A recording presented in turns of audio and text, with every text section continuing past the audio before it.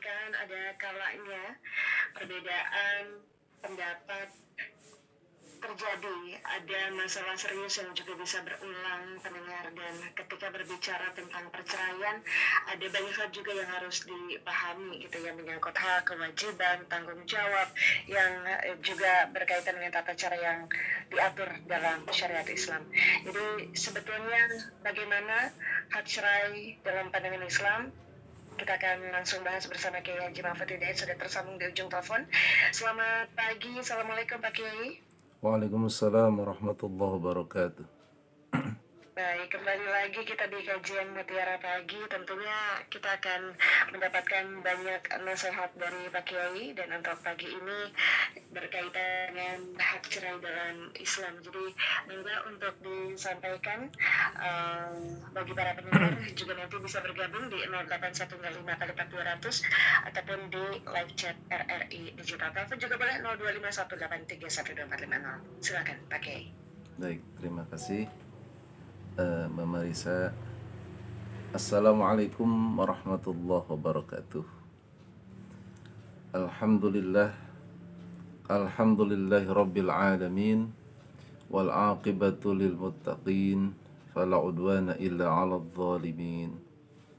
Asyhadu an la ilaha illallahul malikul haqqul mubin, wa asyhadu anna Muhammadan abduhu wa rasuluh sadiqul wa'dil amin. Amma ba'd. Allahumma faqihna fid din wa 'allimna ta'wil. Kaum muslimin muslimat, para pendengar Mutiara Pagi RRI Pro 1 Bogor dimanapun berada, yang dimuliakan Allah Subhanahu wa ta'ala. Bersyukur kepada Allah, di pagi hari ini kita dapat kembali untuk menikmati apa yang Allah anugerahkan. Dan tentunya dengan bersyukur maka Allah akan menambah kenikmatan kepada kita dan keberkahan. Apa yang sudah kita dapatkan ini semata-mata untuk ibadah kepada Allah Subhanahu wa ta'ala. Hadirin jamaah, para pendengar Mutiara Pagi RRI yang dimuliakan Allah Subhanahu wa ta'ala. Pernikahan dalam Islam tentu bukan sekedar ikatan antara seorang laki-laki dan perempuan. Pernikahan itu merupakan mitsaqun ghalidhun, sebuah perjanjian yang kokoh dan suci. Ini di dalam Al-Quran, sebagaimana Allah berfirman, wa akhadna minkum mitsaqan ghalidha, dan mereka, para istri, telah mengambil dari kamu perjanjian yang kuat. Surah An-Nisa ayat 21. Sehingga dengan perjanjian yang kuat ini menjadi landasan bagi suami untuk senantiasa mempertahankan. Karena hakikatnya pernikahan itu adalah penyatuan dua insan yang berbeda, laki-laki dan perempuan, yang itu oleh Allah hakikatnya sudah disatukan sehingga harus dipertahankan. Karena itu ketika berbicara tentang perceraian, tentu kita jangan memandangnya sebagai sebuah persoalan sederhana. Memang betul bahwa perceraian itu dibolehkan. Namun jangan sampai cerai itu untuk permainan, cerai untuk ancaman. Bahkan cerai itu bukan senjata untuk memenangkan pertengkaran. Sehingga Islam tidak memaksakan seseorang. Ya, dalam hal ini meskipun begitu, tetap Islam tidak memaksakan seseorang mempertahankan rumah tangga apabila perkawinan tersebut justru berubah menjadi sumber kezaliman atau kemadaratan. Maka tema kita kali ini, hadirin, yaitu tentang hak cerai dalam Islam. Antara hak tanggung jawab dan kemaslahatan keluarga.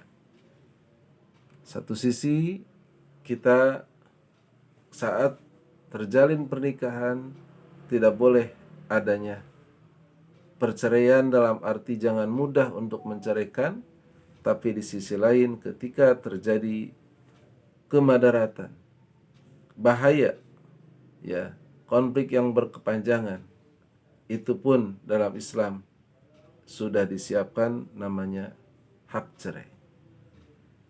Mengapa Islam mengatur perceraian? Di dalam Al-Quran yang ini, ayat ini mengingatkan kita, ya, khususnya orang-orang yang sudah menikah, saat akad nikah itu dibacakan surat Ar-Rum ayat 21. A'udzu billahi minasyaitonir rajim. Wa min ayatihi an khalaqalakum min anfusikum azwaja litaskunu ilaiha wa ja'ala bainakum mawaddatan wa rahmah. Di antara tanda-tanda kekuasaan Allah, Allah menciptakan untukmu pasangan dari jenismu sendiri, ya, agar kamu merasa tentram kepadanya. Dan Dia menjadikan di antara kamu rasa cinta dan kasih sayang. Sehingga tujuan pernikahan itu adalah sakinah, ketentraman. Allah tanamkan untuk tujuan ini adalah mawaddah dan rahmah, cinta dan kasih sayang. Namun manusia memiliki kelemahan.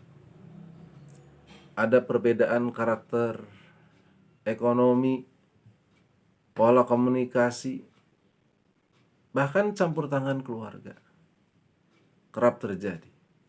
Ya, persoalan kepercayaan sampai kekerasan dalam rumah tangga.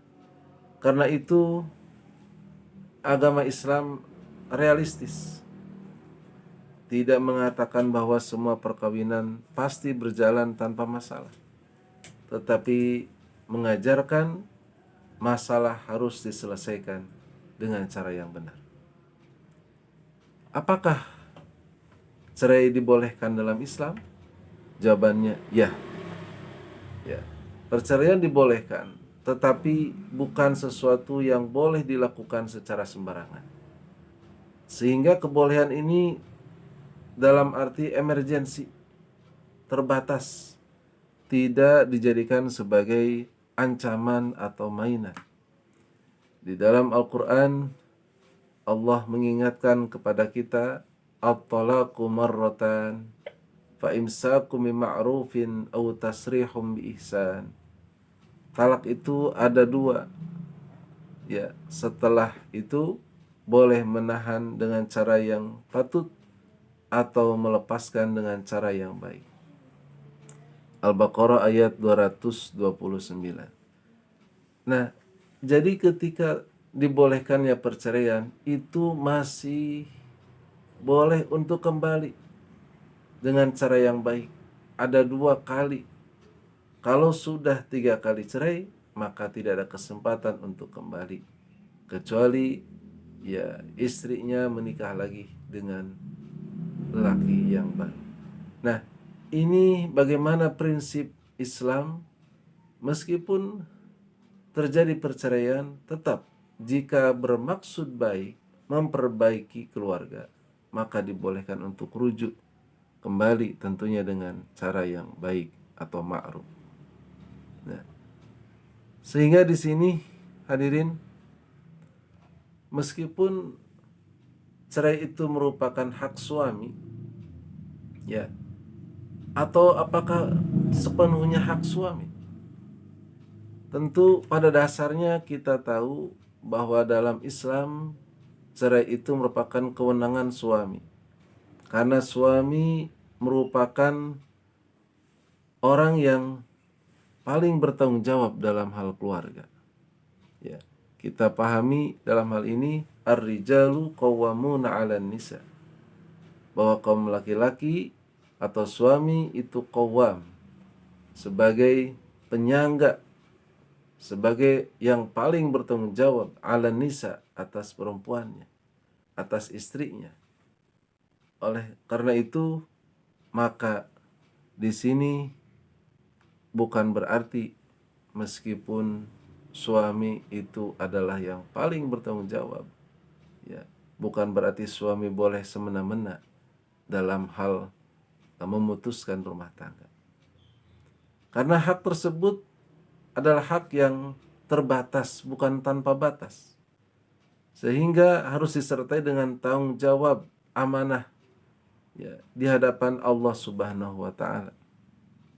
Tidak boleh, ya, suami menggunakan hak talak ini untuk mengancam istri, memeras, menakut-nakuti, mempermainkan status perkawinan misalnya, ya.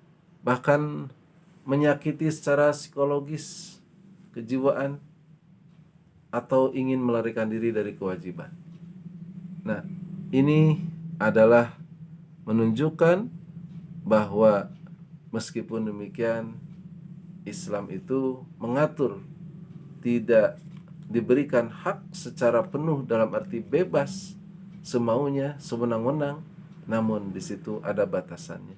Bahkan istri sekalipun, istri itu sebenarnya dalam Islam diatur boleh juga mengajukan cerai, ya, atau memiliki hak cerai dalam hal ini apabila ada hal-hal yang tentu dianggap penting, ya. Misalnya ketika di situ ada pernikahan yang terus-menerus konflik, maka harus ada jalan keluarnya, ya. Nah, ada beberapa mekanisme yang diatur dalam hukum fikih, antara lain adalah khulu', ya. Dalam hal ini, permintaan istri untuk berpisah dari suami dengan cara tertentu, biasanya disertai dengan pengembalian mahar. Itu kalau zaman dulu. Atau kompensasi sesuai dengan ketentuan. Ya, dulu ada seorang istrinya sahabat Sabit bin Qais datang kepada Nabi Shallallahu Alaihi Wasallam. Dia menyampaikan dirinya, ya, tidak mencela agama dan juga tidak mencela akhlak suaminya, tetapi dia tidak mampu menjalankan kewajiban sebagai istri, ya. Maka Nabi pun meminta Sabit untuk mengembalikan kembali kebunnya, ya, yang dahulu diberikan sebagai mahar, dan memerintahkan agar mereka berpisah. Nah, ini adalah kaitannya dengan khulu atau permohonan dari istri agar suami menceraikannya atau bercerai. Berikutnya adalah fasakh. Fasakh ini juga merupakan pemutusan perkawinan melalui keputusan hakim, dalam hal ini pengadilan agama, karena terdapat alasan yang dibenarkan. Misalnya, ya, suami tidak memberikan nafkah secara terus-menerus bertahun-tahun, terjadi KDRT, ya, atau suaminya menghilang entah kemana, ya, sudah bertahun-tahun tidak pulang-pulang, tidak ada kabar sama sekali. Ada cacat misalnya, ya, cacat itu kondisi tertentu yang mengganggu hubungan pernikahan mereka, ya, dan tidak ridho masing-masing pasangan misalnya, maka itu boleh disampaikan ke pengadilan untuk diputuskan perceraian. Atau terdapat madarat, bahaya dalam hal rumah tangga.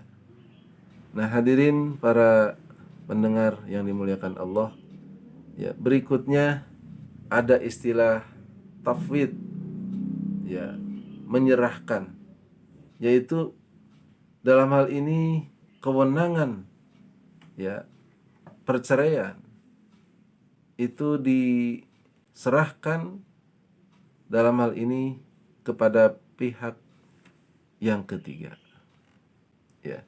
Tentu pihak yang ketiga ini ya, dia harus seorang yang mampu memediasi, mampu untuk menyatukan kembali di mana akar permasalahannya, supaya nanti bisa selesai dengan maslahat di antara kedua belah pihak. Oleh karena itu, sebelum cerai tentu ada islah, tahapan islah, ya. Nah, tadi misalnya dalam hal islah, ya, ketika bercerai di dalam Al-Qur'an disebutkan wa in khiftum syiqaqa bainihima fab'atsu hakaman min ahlihi wa hakaman min ahliha. Ya. Iyurida islahay yuwaffiqillahu bainahuma. Artinya adalah ketika dikhawatirkan, ya, ketika kamu merasa khawatir terjadi persengketaan antara keduanya, maka kirimlah seorang juru damai dari keluarga laki-laki dan seorang juru damai dari keluarga perempuan. Jika keduanya bermaksud mengadakan perbaikan, niscaya Allah memberi taufik kepada keduanya. Nah, surah An-Nisa ayat 35 ini memberikan kepada kita bimbingan bagaimana ketika konflik itu terjadi antara suami dan istri dan tidak bisa diselesaikan oleh kedua belah pihak, maka perlu ada pihak ketiga, ya, diutuslah atau kepercayaan dari suami, satu lagi kepercayaan dari istri, biarlah mereka berdialog, ya, untuk menyampaikan maksud dan keinginan masing-masing pihak yang bertikai. Nah, saat itu kalau mereka bermaksudnya baik, maka mediasi dan islah ini akan berwujud atau berbentuk kebaikan. Nah, berikutnya adalah bagaimana, ya, talak ini tentu ada kalanya talak roj'i, ada juga kalanya talak ghair roj'i, ya, atau talak ba'in kubro.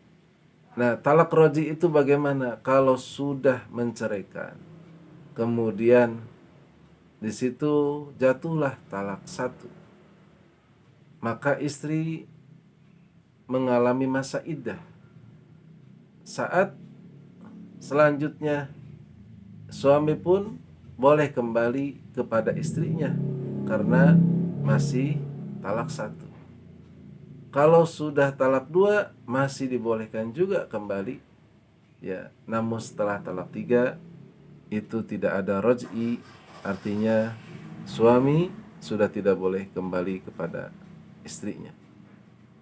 Nah, ini adalah bagian dari fikih kaitannya dengan talak atau perceraian. Nah, sekarang pertanyaannya, kapan perceraian itu menjadi pilihan? Ya, ketika konflik yang terus-menerus, kekerasan dalam rumah tangga, tidak adanya tanggung jawab, penelantaran, perselingkuhan, masalah serius yang tidak dapat diselesaikan, atau kondisi lain, ya, yang menyebabkan madarat atau bahaya yang berkepanjangan. Di dalam Islam ada kaidah la dharara wa la dirara. Janganlah berbuat madarat, ya, yang membahayakan diri sendiri dan juga membuat madarat yang membahayakan orang lain. Nah, sehingga berceraian itu bukan suatu hal yang tabu dalam hal ini, tapi jangan juga jadikan sebagai permainan, ya. Namun perceraian merupakan sebuah pintu emergensi yang itu Islam menyediakannya, meskipun itu halal tapi itu paling dibenci oleh Allah. Abghadul halali indallahi at-talaq. Ya, perceraian itu adalah hal yang paling dibenci oleh Allah, sehingga sebisa mungkin bisa disatukan kembali. Jangan sampai mudah sekali untuk bercerai, ya, karena mempertahankan itu adalah lebih baik, ya, dan tentunya kemaslahatan itu lebih diketahui oleh kedua belah pihak. Nah, di negara kita ada hukum yang berlaku bahwa perceraian, ya, itu diatur oleh pengadilan agama, sehingga ketika seseorang ingin bercerai karena alasan-alasan tadi yang menuntut mereka untuk bercerai, maka diselesaikan melalui pengadilan agama. Ya, demikian, mudah-mudahan bermanfaat. Wallahu a'lam bishawab.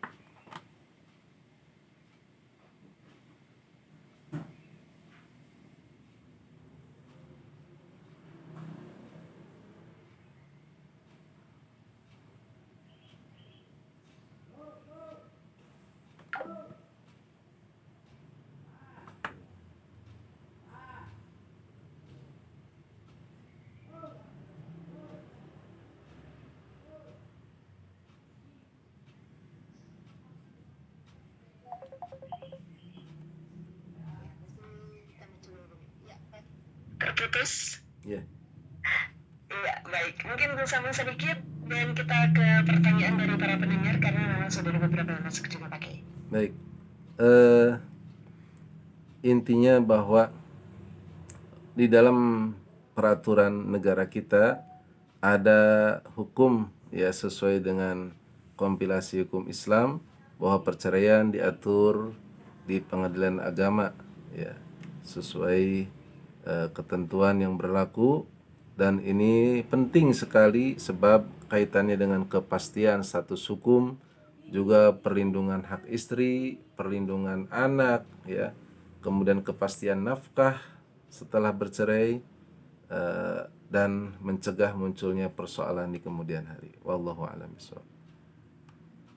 Baik, oke, kita langsung sapa saja para pendengar yang sudah mengirimkan pesan singkatnya dan menyesuaikan waktu ataupun durasi yang kita punya hingga pukul 6 nanti. Ada Bapak Abdul Muhyi di Curug Mekar. Assalamualaikum. Waalaikumsalam warahmatullahi wabarakatuh. Cerai salah satu hal yang diperbolehkan tapi dibenci. Mengenai cerai ini, banyak sebagian orang awam yang belum begitu paham tentang fikih berumah tangga, sehingga ada konflik keluarga, suami sering melontarkan kata cerai serius atau bahkan bercanda sehingga tanpa sadar satu persatu berjatuhan talaknya. Tolong sedikit dipaparkan contoh kata-kata yang dapat menimbulkan jatuh talak tapi suami tidak menyadari. Terima kasih atas jawabannya. Wassalamualaikum warahmatullahi wabarakatuh. Dari Ya. Pak Abdul Muhyi di Curug Mekar. Kita rangkai 2 pertanyaan dulu, Pak Kiai, bagaimana? Mangga, silakan. Ya, baik. Kemudian juga ada Bapak Andi Supriyadi di Bojong Kidul. Semoga Pak Kiai dan juga kru RRI sehat walafiat dilimpahkan rahmat Allah Subhanahu wa taala. Amin. Pertanyaannya, sering mendengar istilah jodoh di dunia dan jodoh di akhirat, mohon pencerahannya. Mangga, ini dari Bapak Andi Supriyadi di Bojong Kidul. Silakan Pak Kiai. Ya, terima kasih dari Bapak Abdul Muhyi di Curug Mekar tentang kata-kata cerai.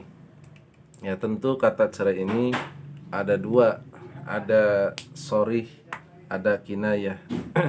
Nah, sorih itu adalah mencakup kata cerai yang tidak dipahami kecuali cerai itu sendiri. Artinya, saya ceraikan kamu misalnya, atau saya tolak kamu, ya, atau kata-kata yang sejenis. Itu adalah menimbulkan pengertian yang tidak dipahami kecuali pengertian cerai. Itu namanya adalah sigot tasrih atau secara sorih. Dalam hal ini secara sorih, jelas. Nah, ada juga kinayah. Kinayah itu adalah sindiran. Misalnya kita untuk sementara ini, ya, kita ini ajalah berpisah. Ya, kita pisah aja, pisah kamar. Nah, pisah kamar itu tidak bisa diartikan cerai karena masih satu rumah. Karena bisa jadi pisah kamar itu seseorang, ya, artinya adalah dia hanya sementara. Nah, tapi ketika bilang pisah, kita pisah aja lah, jangan teruskan rumah tangga ini. Nah, itu kan meskipun bukan kata cerai, tapi makna pisah di situ bisa berarti cerai. Karena untuk apa rumah tangga ini, kita pisah aja. Nah, kata-kata seperti itu bisa berkonotasi cerai. Nah, tapi untuk kata kinayah atau konotasi itu perlu niat. Sehingga kalau tidak diniatkan cerai, misal kamu pulang aja ke rumah orang tua kamu, ya niatnya tidak cerai, ya tidak terjadi cerai. Tapi kalau yang sorry itu udah jelas, ya meskipun tidak diniatkan menceraikan, tapi namanya saya talak kamu, ya itu sudah artinya cerai. Jadi jangan dibuat permainan. Tapi ya dalam agama kita diatur, nah, meskipun tidak dijadikan atau jangan menjadi permainan, ya kata-kata itu, ya.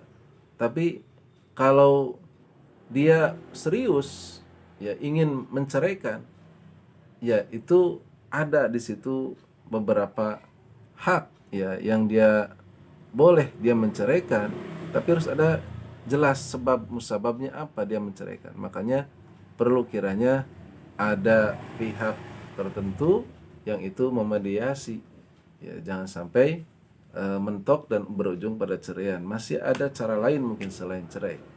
Ketika sudah tidak ada lagi, maka perceraian itulah yang kemudian diambil. Yang berikutnya adalah tentang jodoh dunia dan jodoh akhirat dari Ustadz Endi, ya Bapak Endi Supriyadi di Bojong Kidul. Ini jodoh dunia, jodoh akhirat ini wallahu alam, ya. Kita tidak tahu, tapi Allah Maha tahu dalam hal ini. Yang jelas jodoh di dunia bisa jadi terputus di dunia saja, tidak terbawa ke akhirat. Kalau itu di dunia dia berpisah, ya artinya berpisah di sini apa? Tidak seiman. Dan berpisah di sini bisa juga karena perceraian. Beda lagi dengan cerai mati atau sampai meninggal dunia, akhirnya kemudian bisa di sana ketemu lagi kalau di akhirat itu berada di surganya Allah. Jadi ketika seiman, orang ini keduanya sama-sama saling menasehati dalam kebenaran dan kesabaran, ya terus menerus beramal solih, maka bisa jadi tidak hanya di dunia sampai terbawa ke akhirat. Wallahu a'lam bishawab. Baik, dua pertanyaan lainnya Pak Kiai, dari Ibu Supriyati di Sindang Barang. Assalamualaikum. Pertanyaannya ini berdasarkan cerita. Saya punya teman saat itu baru menikah beberapa bulan. Suaminya sudah bilang menyesal menikahi istrinya karena suaminya ingat dengan mantan pacarnya yang cantik. Kemudian suaminya beberapa puluh tahun mencintai pacaran dengan wanita yang sudah punya suami alias istri orang. Bagaimana suami yang begitu Pak Kiai, katanya dosanya juga seperti apa? Ibu Supriyati di Sindang Barang. Kemudian ada Bapak Adun juga di Curug Mekar. Pertanyaannya, bagaimana hukumnya perceraian tanpa melalui proses pengadilan agama, dan apa saja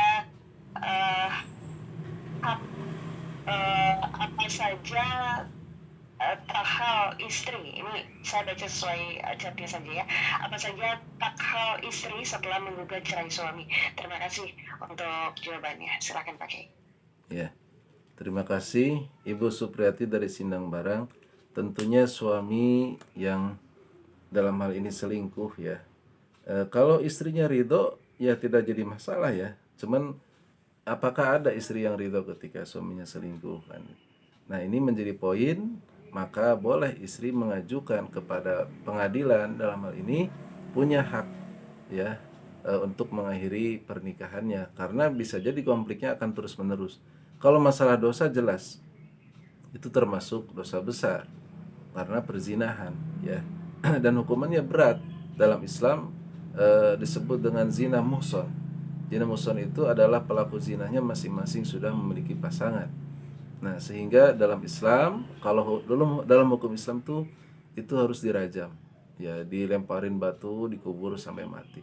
Nah, itu kan berat. Tapi dalam dalam kompilasi hukum Islam atau di pengadilan, dalam hal ini tidak semacam itu. Namun di akhirat yakinlah akan mengalami yang lebih berat apabila ketika di dunia misalnya asa merasa biasa-biasa saja, tapi bukan berarti lepas nanti di akhirat.